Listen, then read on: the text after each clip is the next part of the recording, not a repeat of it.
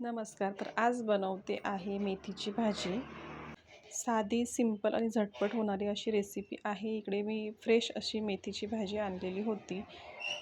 कारण मेथी खाण्याचे फायदे देखील भरपूर आहेत आणि आपल्याला बऱ्याच जणांना माहिती असतं की मेथी खाल्ल्यामुळे आपल्याला काय काय त्याचा उपयोग होत असतो. मेथी खाल्ल्याने मेथीची भाजी असो किंवा आपली जी मेथीची उसळ असते ती खाल्ली तरी आपल्या जे डायबिटीज असते, जे आपल्या रक्तातली साखरेची पातळी ही कमी होत असते.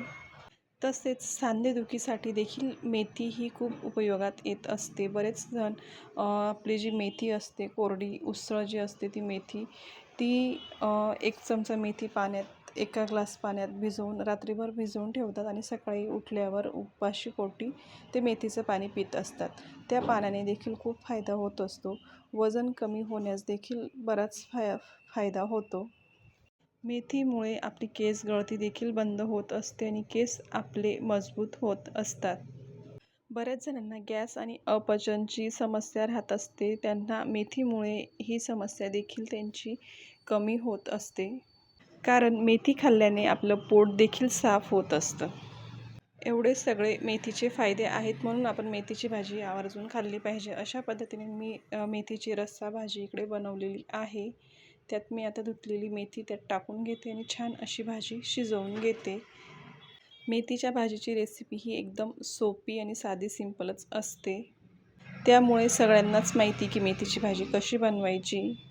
इकडे आता उरलेल्या भाजीची मी सुकी भाजी बनवणार आहे. त्यासाठी मी इकडे हिरवी मिरची आणि लसूण बारीक कापून घेतलं आहे आणि इकडे मी आता कढईत तेल गरम करून घेते.